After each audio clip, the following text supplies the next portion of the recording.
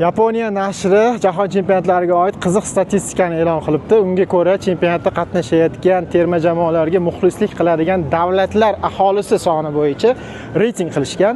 Reytingning 5-o'rnida Yaponiyani o'zi turibdi. 124 million aholi bilan. Reytingning 4-o'rnida mezbon davlatlardan biri va bugun O'zbekistonda tarixiy ilk o'yini bo'ladigan davlat Meksika turibdi 130 million aholi bilan. Reytingning 3-o'rnida Braziliya turibdi 212 million aholi bilan.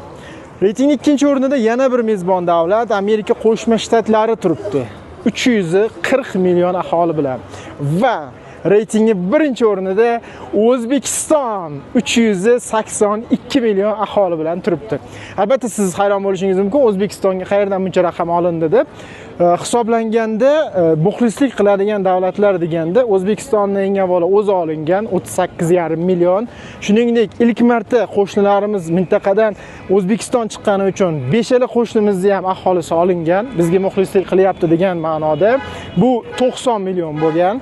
Qozog'iston, Qirg'iziston, Tojikiston, Turkmaniston, Afg'oniston va bundan tashqari turkiy davlatlar hisoblangan. Turkiy davlatlarda qo'shnilarimiz chiqarib tashalganda, ya'ni dublikat qilinmaganda 90 million aholi hisoblangan. Bundan tashqari MDH davlatlari orasida ham yagona O'zbekiston jahon chempionatida qatnashyapti. Shu sababli MDH davlatlaridan ham yuqorida sanalgan ikkita toifadagilar chiqarib tashlanganda 154,5 million aholi hisoblangan. Jami bo'lib 382 million aholi chiqqan. Mana shunaqa ushbu ma'lumotni Yaponiyaning Sunsaki Hazilo nashri e'lon qildi.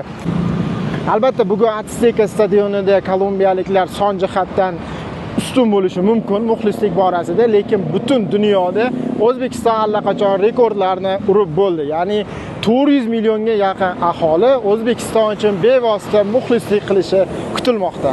Alloh bugun yigitlarimizning omadini bersin.